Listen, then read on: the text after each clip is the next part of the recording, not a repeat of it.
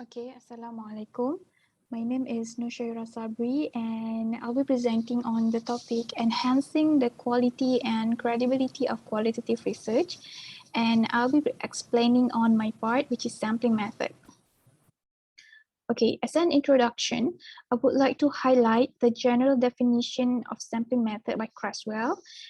He stated that the decisions made regarding where your research will take place and with whom your research will take place, this is the sampling general definition of sampling by Creswell.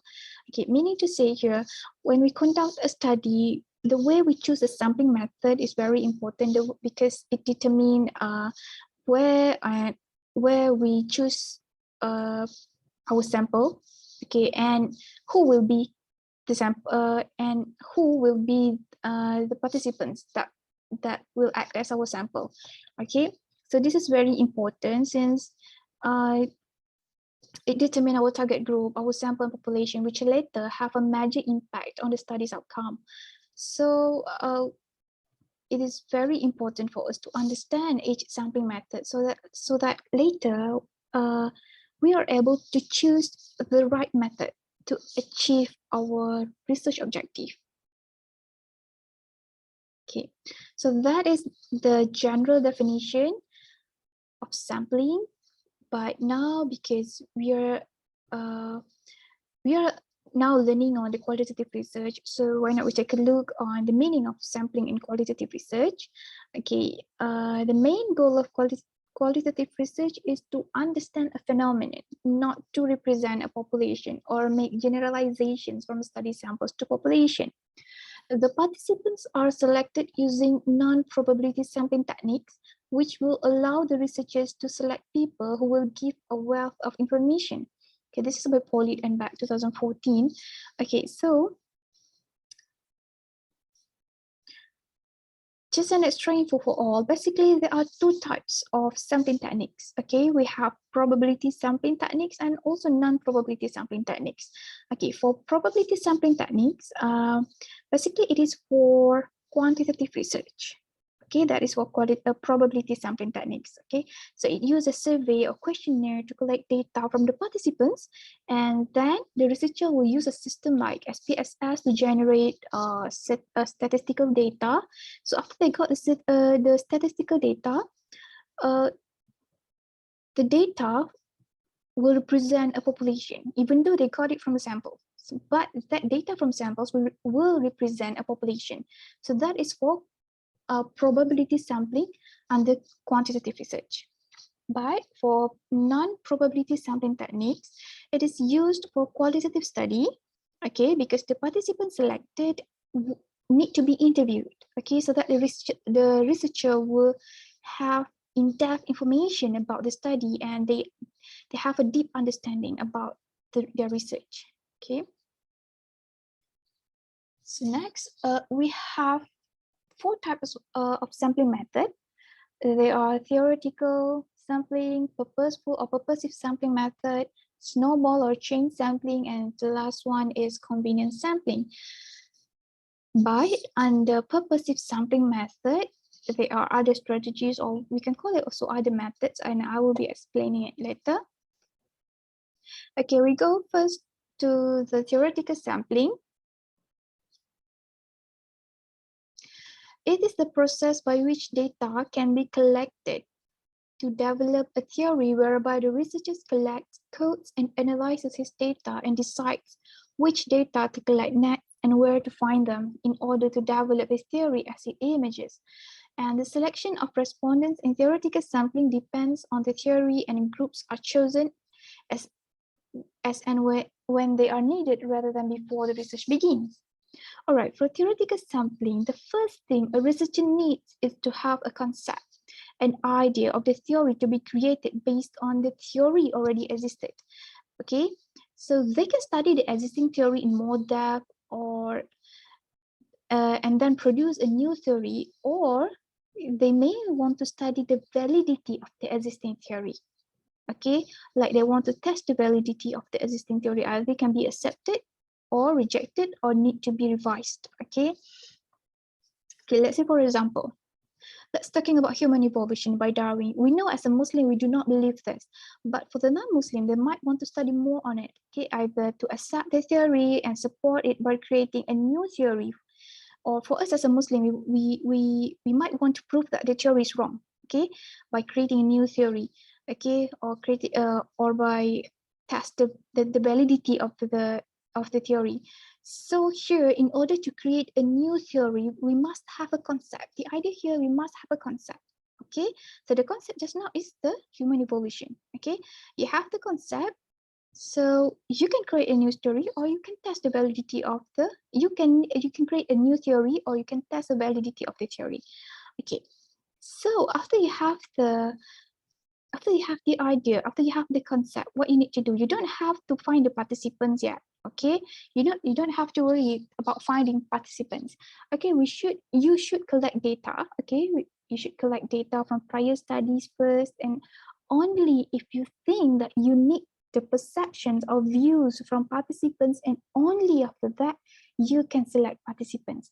And your first group of participants in theoretical sampling, we call it initial sample, okay?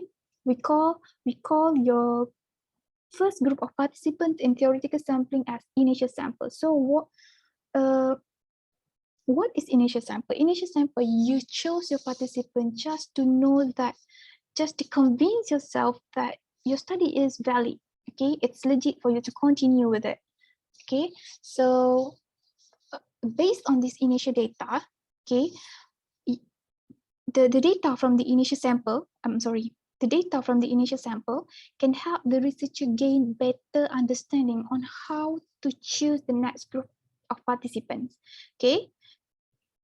And the data from the next group of participants will contribute to a more reliable outcome for your study, okay? So your initial sample is very important in theoretical sampling. The initial stage of theoretical sampling resembles the purposeful sampling, as researchers visit the group which they believe will maximize the possibilities of obtaining data and leads to more data on their questions. Okay, so sampling in theoretical sampling takes place at two stages. Okay, we have inductive and deductive. So what is inductive? Inductive is aims at developing a theory. That means you have the idea, you have the concept, and you want to develop a theory. So you conduct a study to gain more data, okay? And then for deductive, aims at testing an existing theory. That means you want to test the validity of the theory, of the existing theory. Okay, so okay, this is basically how it is, okay? Deductive approach, you have a phenomenon, you have a theory, okay? You have the idea or you have the concept, okay? You know that the theory is developed to explain why it occurred, so you want to test the validity, either it is accepted or rejected or need to be revised, as I mentioned just now. And for the inductive approach, you have a phenomenon, okay? And then you collected data, so you will examine the data, okay? And then at the end of it, you will create a theory, a new theory based on the data, okay? To explain about the phenomenon, okay? You might want, okay, for inductive approach, it's like you support the existing theory by create a new theory. Okay. Next, for purposeful sampling, okay, for purposeful sampling, it also involves an in-depth study of a phenomenon, but it is not based on existing theory. Usually, for purposeful sampling, it is done with a small number of participants, and because of the small number of participants, probably the data will be questioned later about the validity. But it's okay, as long, that's why you have to if you want to conduct a purposeful sampling, the question or the interview question need to be in depth, so that the data you get will be is a reliable data. So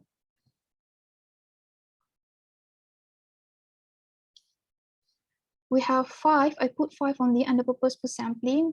We have deviant case sampling, intensity case sampling, typical case sampling, critical case sampling, and the last one is stratified purposeful sampling. All right, we go first to, we go to the extreme or deviant case sampling. It involves selecting illuminative cases that illustrate a context in terms of outstanding successes or failures, focuses on the cases that have in-depth information.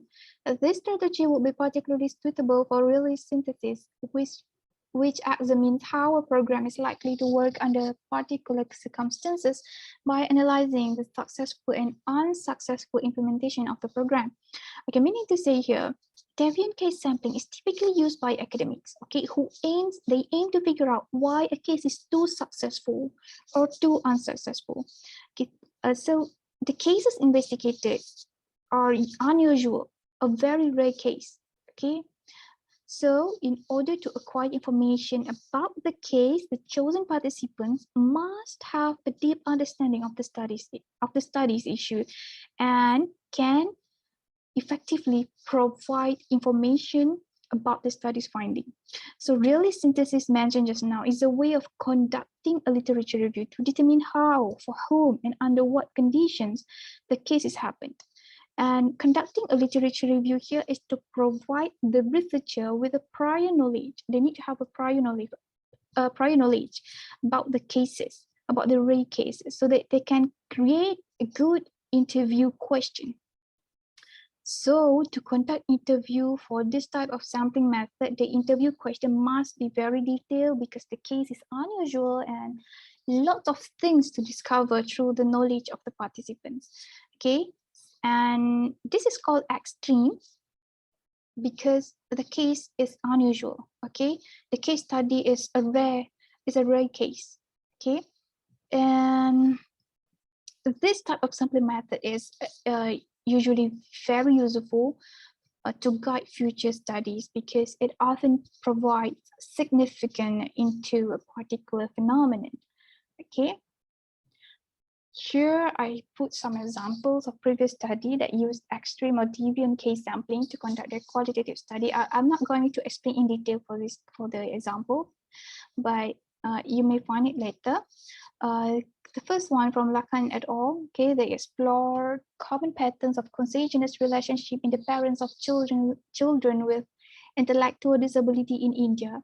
The authors desire to explore whether intellectual disability, which is inherited in families through consanguineous marriage, can be the cause of intellectual disability in the children. So you know that consanguineous marriage, the study of consanguineous marriage is a rare case, is a very unusual case. So that's why they need to use extreme sampling method or deviant sampling method. And the interview question also need to be very detailed, and the sample also, or the participants also need to have a deep understanding about the case.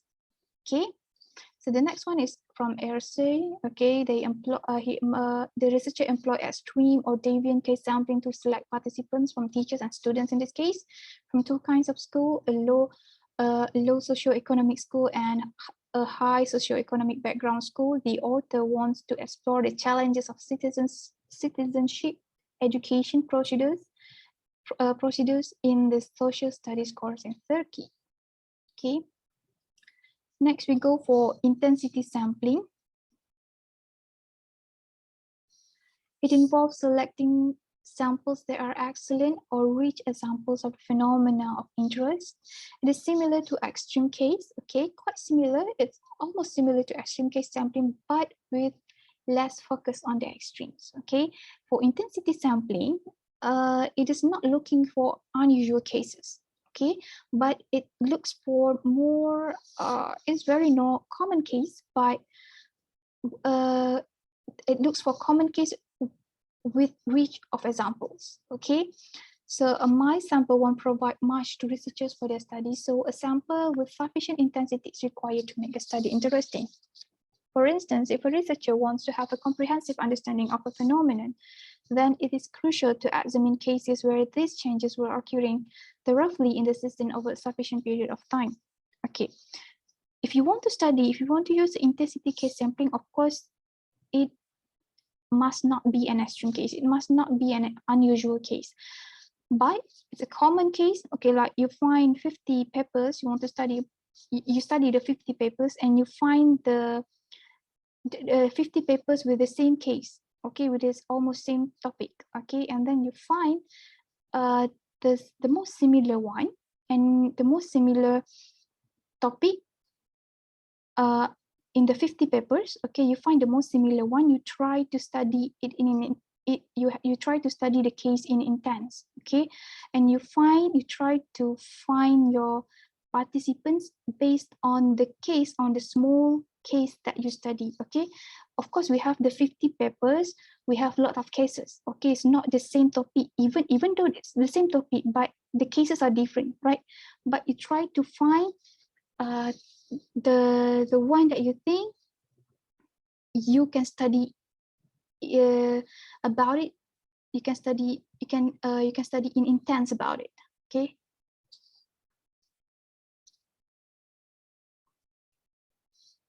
So here are the previous studies. Okay, next, for the typical case sampling,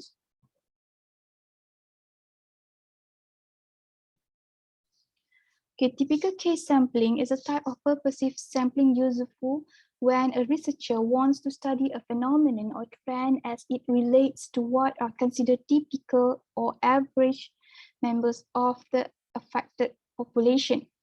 Such typical samples can also be selected from survey data, demographic analysis, or any other data that provide normal characteristics from which average can be distinguished. Okay, when a unit is the unit of analysis is an entire community, typical cases can be easily identified. It is, however, important to get a consensus regarding which programs are typical. Okay, to make it easy for you to understand, okay, let's say, for example, you want to study about the market failure of 100 companies. Okay, you would rather choose, for the typical cases, for the typical case sampling, you want to choose the average failing companies so that you would define and generalize typical failures that typical failure that occurred. Okay, you choose the average. We have the most failing company. Okay, the most successful and the most failing company, and you choose the average one. Okay, you choose the average one. So you interview the entrepreneur so that the data you receive at the end of your research will generalize the case. Okay, it does not mean that the data will generalize a population. No, it is only you can only generalize the data for the case only. Like it will be like a reference for the future study.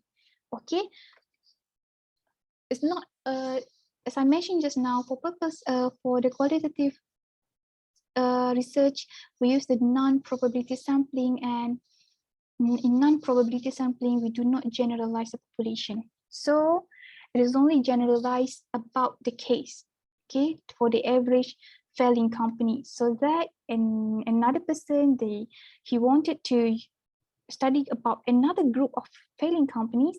So he wanted to find some reference, okay, so he can refer to your paper, to your research, okay.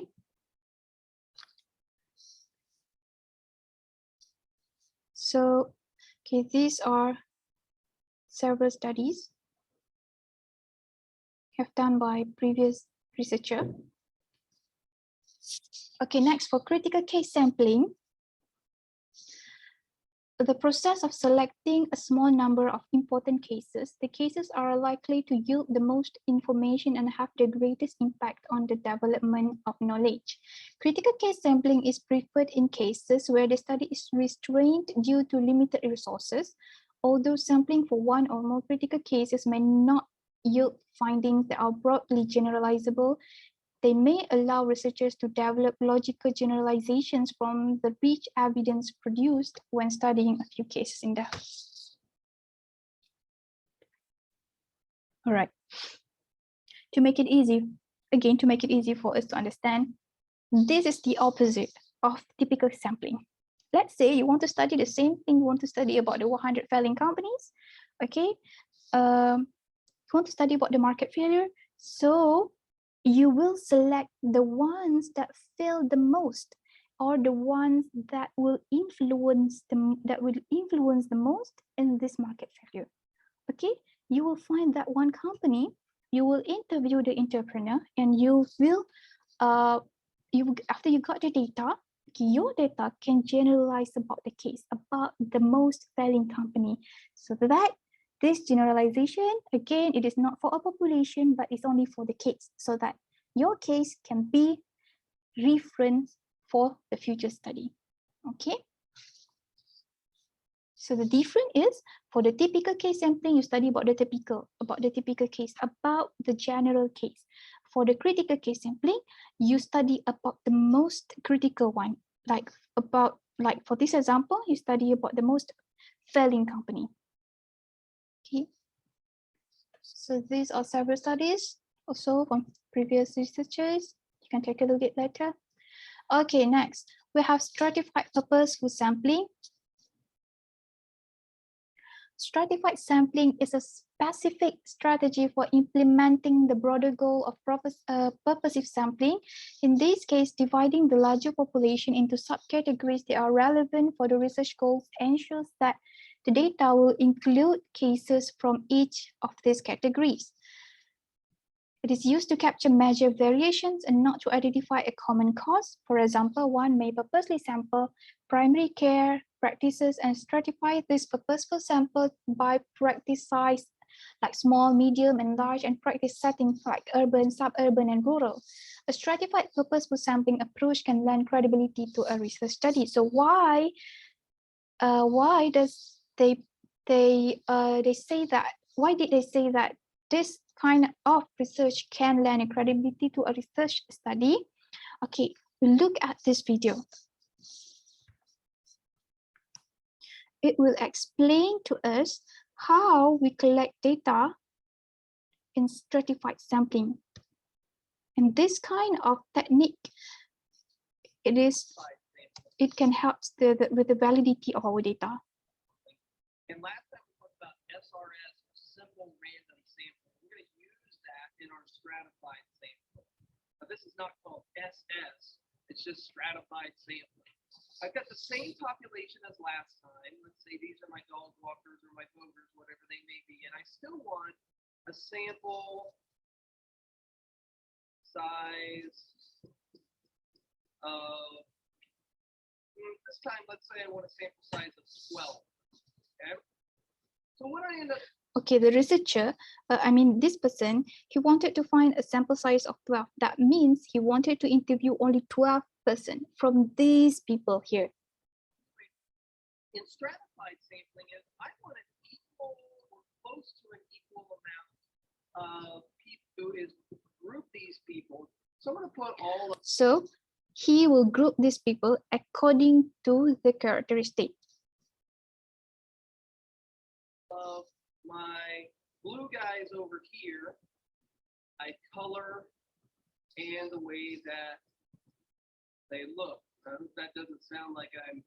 So he characterized each people according to the colors and their looks. Okay. Here, we go. Now these are grouped by some kind of characteristic. So these groups, we call it strata. So I have stratified them or put them into strata. Now comes the time when I use SRS, simple random sampling. Okay, if we want to choose our participants from age group, we use simple random sampling. Okay.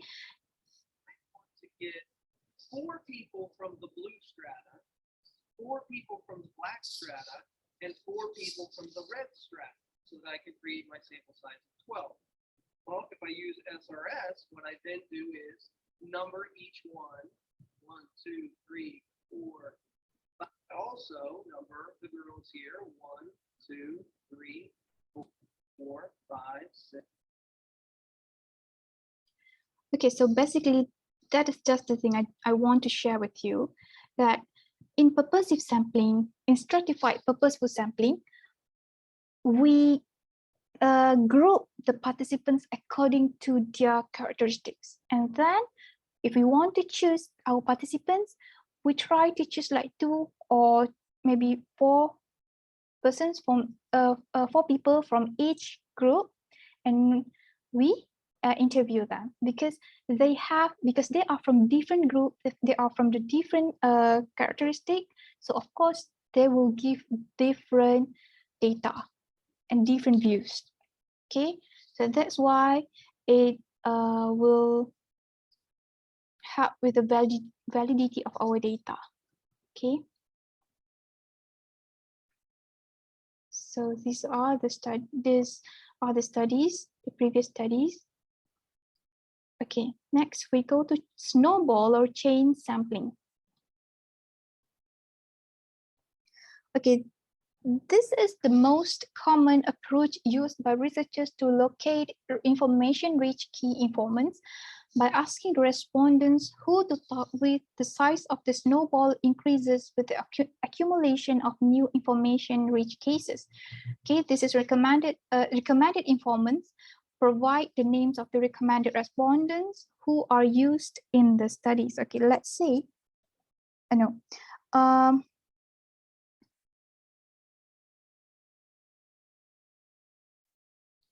this type of sampling, okay, let's say you want to study the research on the market failure again, okay, but you don't have much knowledge, you don't have much information about about those companies, about those failing companies, because they already fail, right? So it's not easy to find about them in the internet. So you begin by interviewing one failing company, okay?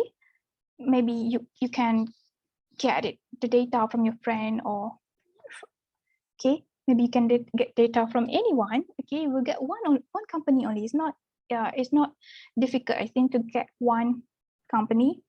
Okay, then you conduct an interview with the failing entrepreneur. Okay, that will be your first participant. Okay, and then your first participant will suggest other failing companies for you to interview in order to grow your sample size. Of course, that entrepreneur, he is in this field, right? Of course, he knows other friends, okay, other failing companies. So he will suggest them to you, okay, as a researcher. So that is why, okay, this is called snowball sampling, because the more you roll the snowball, the bigger it gets, right? So the more individuals you interview, the more people they recommend, your sample size will grow. That's why it is called snowball chain sampling. Okay, that's all about it. Okay, so this is the illustration of the snowball sampling. You interview the first person, he will recommend 2. Okay, and the other 2, they may be recommended another 3. Okay, so you got 6 already, and then at the end of your interview sessions, you will get lots of data. Okay, your sample size will become bigger. Okay, these are the previous studies. Okay, the last one is convenience sampling. Okay, for convenience sampling refers to collecting data by convenience, doing it fast and conveniently. It is one of the most commonly employed sampling strategies, as well as the least desirable. Evaluators use these sampling techniques as collecting sample this way is easy and inexpensive, though convenient and cost of high significance, they should not be the first factor to be considered. Okay, so this convenience sampling can be used by qualitative and quantitative research. So, okay, it is often used by journalists who need quick and easy access to people from their population of interest. If you have ever seen a brief interviews of people on the street on the news, you've probably seen a haphazard sample being interviewed. So haphazard and convenience sampling is the same thing. Okay, so why it is not recommended, although it is very cheap, although it is a cheap method, fast, okay, and quick, okay, but it's not recommended because, for example, okay, let's say, look at here, look at the illustration. This is you. You have lots of people around you, but you only interview the people close to you. Maybe they have close relationship with you. So this kind of relationship, this close relationship actually will cause bias in the data gathering. Okay, as participants may not express their true feelings or opinion. Okay, that will cause the data's validity to be called, to be questioned later. Okay, so it is not recommended, but if you have no time to conduct your research, okay, and maybe not enough money, so this is the most convenient one, I think. Okay, so I think that's all from me. Thank you.